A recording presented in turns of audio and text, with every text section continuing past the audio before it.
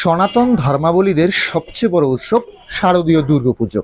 দুর্গাপুজোকে কেন্দ্র করে নরসিংদীর বিভিন্ন শিল্পালয়গুলিতে তোড়জোড় লেগেছে প্রতিমা তৈরিতে। আসলে শেষ মুহূর্ত বলা যেতে পারে, আর হাতে গোনা 4 থেকে 5 দিন পরই দুর্গাপূজা অনুষ্ঠিত হবে।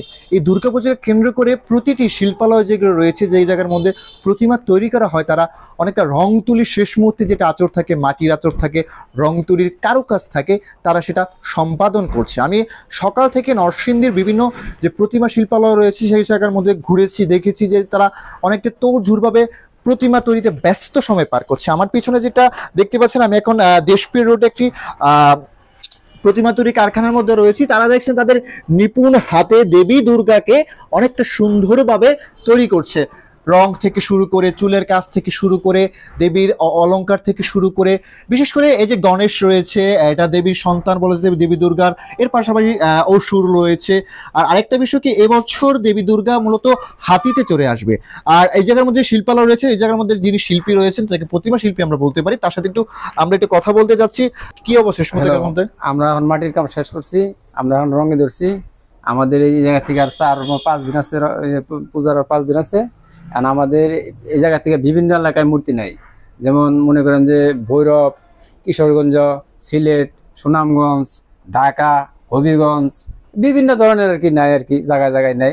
কিন্তু এনকার দামে কম, মান ভালো, এই জন্য নরসিংদীর চাহিদা বেশি একটু আর কি।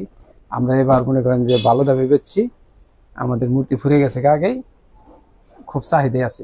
এখন সব মিলিয়ে আপনাদের পুষতেছে, এই যে মূর্তি বিক্রি করে টাকা দিয়ে পুষতেছে, বা শ্রম বা খড় কাঠের দাম কি বৃদ্ধি পেয়েছে?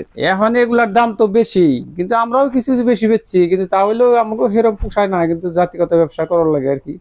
জি, আমি আসলে যতটুকু বলছিলাম যে এই যে দুর্গাপুজোকে কেন্দ্র করে যে মৃৎশিল্পী রয়েছে, যারা মূলত প্রতিমা তৈরি করে, তারা বছরে একটি সময় অক্লান্ত পরিশ্রম 3 থেকে 4 মাস বা অধিক 5 থেকে 6 মাস ধরে অক্লান্ত পরিশ্রম করে মূর্তিগুলি তৈরি করছে, এবং তাদের এই অক্লান্ত পরিশ্রমের মাধ্যমে একটি প্রতিমা, একটি কাঠামো তৈরি হচ্ছে। তো সেই ক্ষেত্রে তাদের অনেক সময় ন্যায্য মজুরিটাও তারা পাচ্ছে না বলে অনেক ক্ষেত্রে অভিযোগ করেছে। এর পাশাপাশি নরসিংদীতে এবছর প্রায় 350-র অধিক পূজা মণ্ডপে দুর্গাপূজা অনুষ্ঠিত হবে। এবং যদি আমি আপনাদেরকে আরেকটু দেখাতে যাচ্ছি যে এই যে আপনারা যে প্রতিমাগুলি দেখছেন, এই যে প্রতিমাগুলি এখান থেকে তৈরি হয়ে বিভিন্ন মণ্ডপে যাবে, মণ্ডপে গিয়ে অলংকারে সজ্জিত হবে। এই যে দেখছেন প্রতিমা শিল্পী রয়েছে, তারা তাদের নিপুণ হাতের মধ্যে দিয়ে তুলি দিয়ে এই যে প্রতিমাগুলিকে সুন্দর করে কারুকাজ করে তৈরি করছে। এই যে কাঠামো, অনেকগুলি প্রতিমা কিন্তু অলরেডি ইতিমধ্যে কিন্তু তৈরি হয়ে গিয়েছে। তৈরি হয়ে আসলে যেটা বলতে পারি যে শেষ মুহূর্তে যেটা থাকে আর কি। তো নরসিংদী থেকে প্রতিমা তৈরি এবং দুর্গাপুজোর সর্বশেষ আমার কাছে এতটুকু ছিল।